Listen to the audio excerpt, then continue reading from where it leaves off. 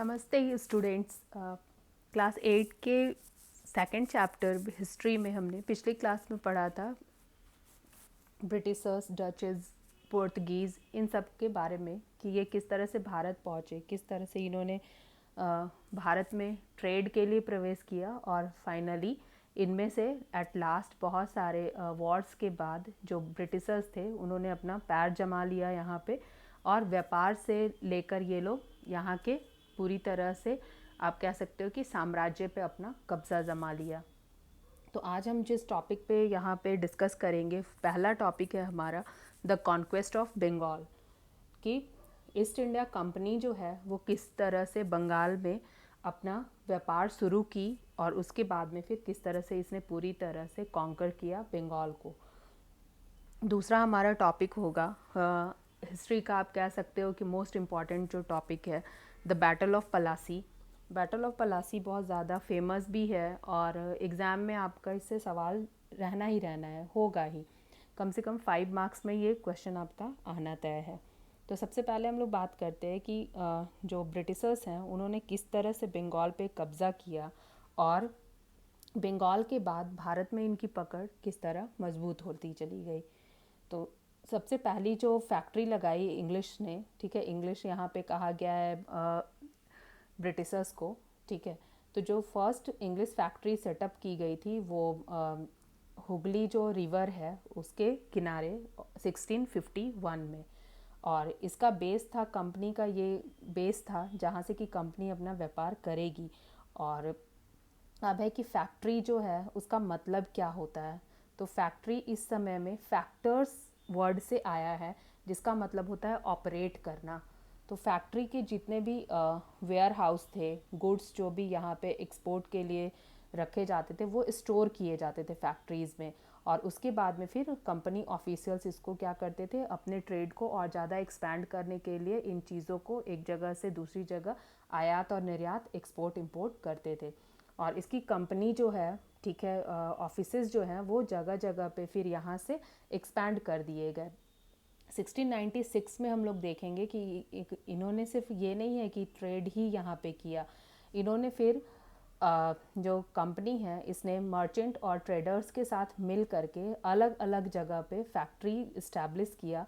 और 1696 में इन्होंने यहाँ पे लगभग आप कह सकते हो कि फोर्ट भी बनाना स्टार्ट कर दिया था। और 2 साल के बाद इन्होंने मुग़ल ऑफिशियल्स जो थे, ठीक है, उनको ब्राइब देना शुरू कर दिया। कंपनी ने ज़मींदारी के राइट्स ले लिए विलेजेस के। तो यहाँ पे एक चीज़ आप देखोगे कि लगभग 3 ऐसे गांव थे जिसमें इन्होंने अपना जो कि कलकत्ता सिटी के आसपास एट प्रेजेंट जिसको हम लोग कोलकाता के नाम से जानते हैं, वहाँ के 3 गाँव में अपनी ज़मींदारी भी तय कर ली थी। अब आप देख सकते हो ये कि पहले तो ये आए कि ठीक है चलो व्यापार करना है, उसके बाद क्या किया इन्होंने कि 3 गाँव पे अपनी ज़मींदारी ले ली, कब्ज़ा कर लिया। उसके बाद में फिर मुग़ल एम्परर जो थे औरंगज़ेब, तो उन्होंने एक फरमान लाया कि जो कंपनी है वो ड्यूटी फ्री, ठीक है, यहाँ पे ट्रेड कर सकती है। तो अब तो और सोने पे सुहागा हो गया कि कंपनी जो है उसको ड्यूटी भी, जो ट्रेड है उसके लिए टैक्सेस भी नहीं देने हैं, ड्यूटी फ्री है ये। तो कंपनी जो है उसको और आराम हो गया। इसके बाद में फिर कंपनी जो है वो ज़्यादा से ज़्यादा अब क्या करने लगी कि मैनिपुलेट करने लगी चीज़ों को, प्रिविलेज जितना मिलता गया और ज़्यादा हासिल करना चाहती थी। अब है कि औरंगजेब का ये जो फरमान है, फरमान का मतलब आप ये समझ सकते हो कि यहाँ पे इस तरह से एक विल दे दिया गया इन लोगों को कि ठीक है तुम सब अब यहाँ पे रह करके ट्रेड कर सकते हो, कमाओ खाओ। अब किसे पता था कि आएंगे और कब्जा कर लेंगे। औरंगजेब तो ठहरे भाई कि एम्परर थे, तो उन्होंने कहा कि ठीक है चलो दे दिया तुम्हें। तो इन्होंने इस ड्यूटी फ्री राइट जो इनको मिली थी, राइट टू ट्रेड, उसको क्या कर लिया कंपनी ने, अब बहुत ज़्यादा सीरियसली ले लिया कि ठीक है दो मुझे, हम और क्या करेंगे, तुम्हारी जगह को और कब्जा करते चले जाएंगे। तो अब यहाँ पे है कि औरंगजेब को जब ये पता चला कि ये जो कंपनी ऑफिशियल्स हैं ये जो ड्यूटी फ्री होने के बावजूद और क्या कर रहे हैं, और ज़्यादा ट्रेड के जरिए यहाँ की टेरिटरी में घुसते ही चले जा रहे हैं, तो इनसे फिर क्या किया गया कि कहा गया कि तुम टैक्सेस पे करो। तो इन्होंने फाइनली क्या कहा कि नहीं, हम लोग कोई टैक्स पे नहीं करेंगे। तो यहाँ से तो ये रेवेन्यू जो है वो रेवेन्यू लॉस होने लगा। अब कंपनी जब रेवेन्यू पे ही नहीं कर रही है और ऐसे ही ट्रेड कर रही है, तो यहाँ पे ऑब्वियस ही चीज़ है कि दिमाग की बत्ती तो जली ही होगी जो एम्परर है उनकी, कि अब ये कब्जा भी कर रहे हैं और टैक्सेस भी नहीं दे रहे हैं, ड्यूटी फ्री का इस्तेमाल ये बहुत ही धड़ल्ले से कर रहे हैं।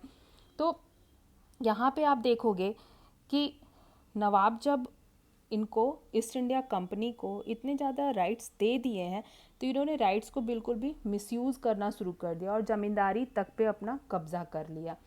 तो ये तो हो गया कि बंगाल पे इन्होंने किस तरह से बंगाल को कब्ज़ा किया था।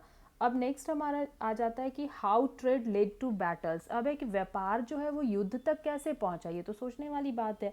तो ऑब्वियस सी चीज़ है कि अगर आपके घर को कोई कब्ज़ा कर लेता है, आप उसको रहने के लिए दिए हो और कोई घर को कब्ज़ा कर लिया है, तो आपको गुस्सा आएगा ही। और हो सकता है वो अगर पावरफुल रहा और आप भी उसी पावर के रहे, तो दोनों में आपस में संघर्ष होना लाजमी है।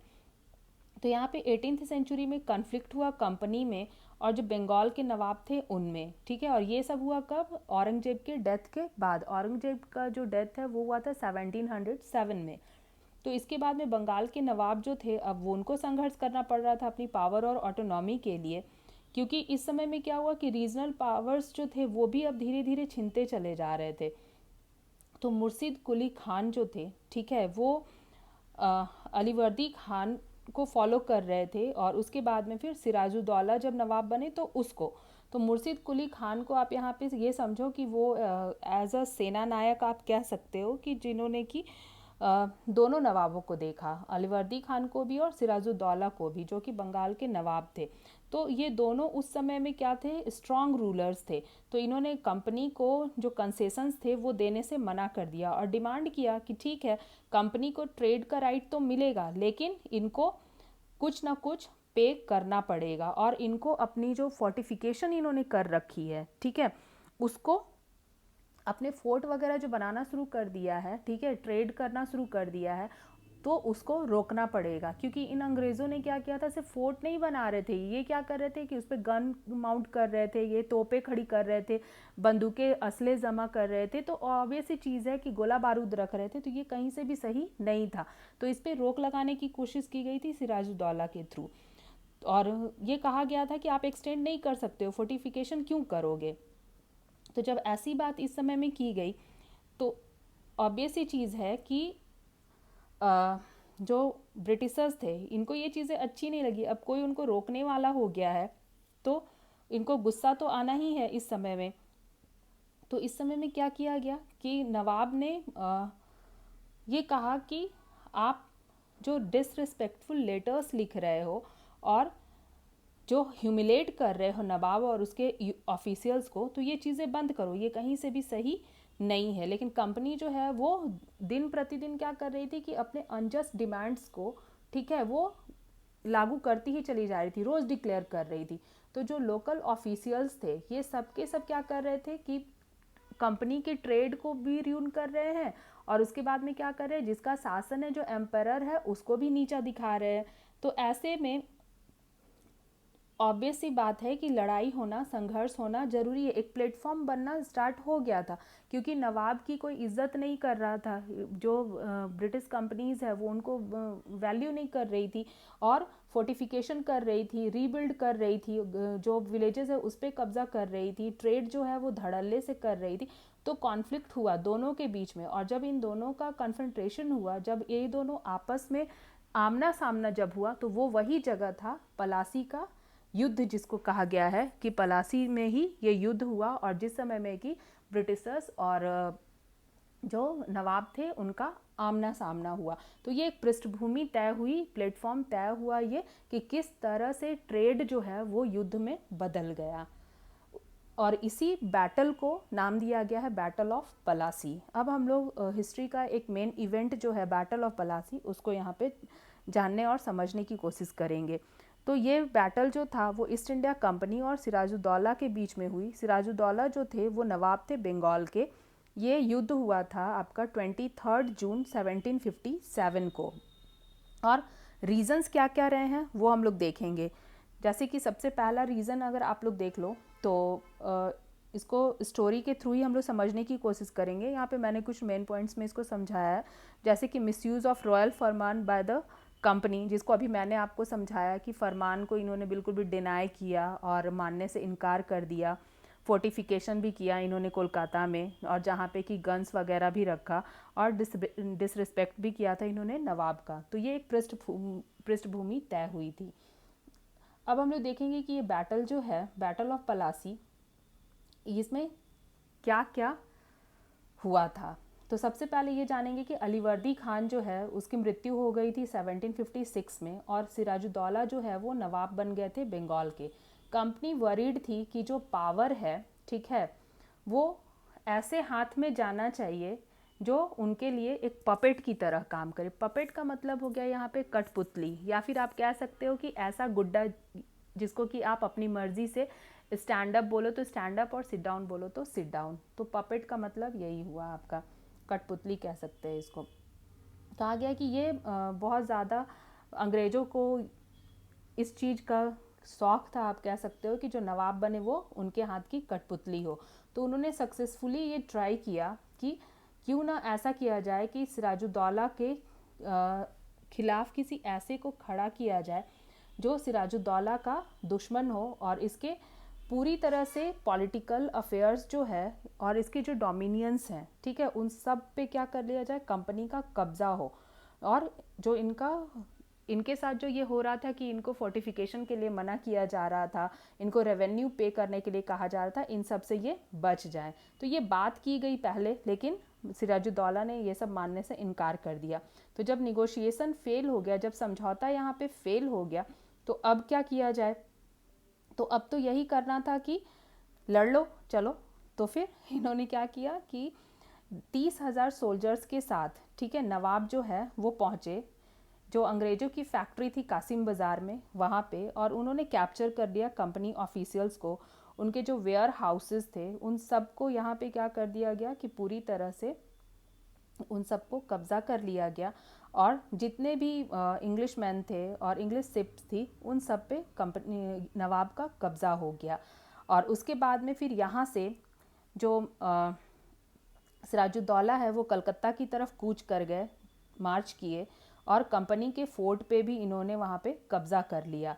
जब ये न्यूज़ पूरी तरह से कलकत्ता में फैला और कंपनी ऑफिशियल्स के बीच जब ये न्यूज़ मद्रास में फैला, तो इन्होंने क्या किया, वहाँ से अपने जो कमांडर थे रॉबर्ट क्लाइव, उनको भेज दिया कि ठीक है, मद्रास में तुम अब मत रहो और तुम जाओ और जा कर के अपने नेवल फ्लीट्स के साथ, मतलब कि अपने शिप के जरिए जो आर्मी है उसको लेकर के जाओ, और उसके बाद में फिर देखो कि निगोशिएशन करने की कोशिश करो नवाब के साथ। तो फाइनली 1757 में रॉबर्ट क्लाइव जो है वो अपनी आर्मी को लेकर के पहुँचे, और ये सिराजुद्दौला के साथ पलासी में यहाँ पे फाइनली कोई निगोशिएशन हुआ ही नहीं, तो सिराजुद्दौला के साथ अब पलासी में युद्ध हुआ। तो मेन रीज़न अगर देखा जाए तो इसमें हम लोग देख सकते हैं ये चीज़ें कि एक नवाब के हारने का अगर आप रीज़न यहाँ पे देखोगे तो उसका एक रीज़न जो है वो मीर ज़फ़र भी था, जो कि सिराजुद्दौला का कमांडर था।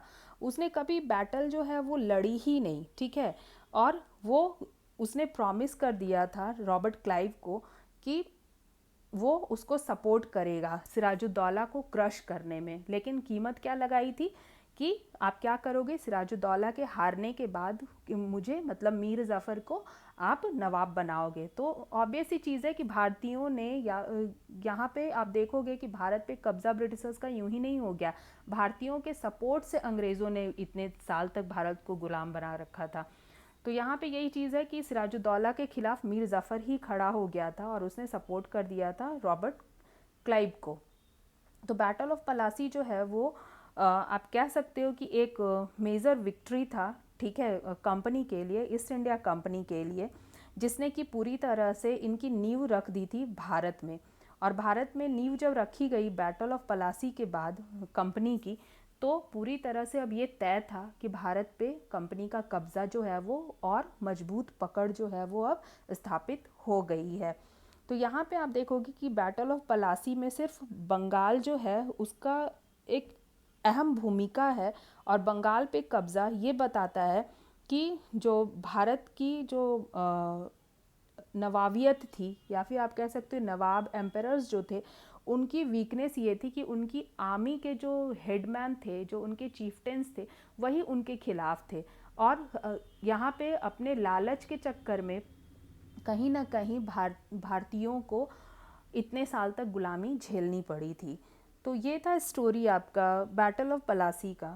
ठीक है, इसमें फिर अब ये आप सोचोगे कि ये पलासी बैटल में जो बैटल है वो पलासी में क्यों हुआ था, नाम क्यों इसका पड़ा। तो यहाँ पे हम लोग थोड़ा सा ये जान लेते हैं कि पलासी जो है ये नाम इसलिए पड़ा क्योंकि ये पलासी एक प्लेस है वहाँ पे, ठीक है, कलकत्ता में, जो कि भगीरथी रिवर के किनारे पड़ती है। और कलकत्ता के नॉर्थ में 150 किलोमीटर लगभग आप देखोगे तो वहाँ पे ये जगह है। तो इसलिए कहा गया है कि ये जगह जो है वो पलासी के नाम से जानी गई है और युद्ध यहाँ पे हुआ था, तो इसलिए इसका नाम पड़ा था बैटल ऑफ पलासी।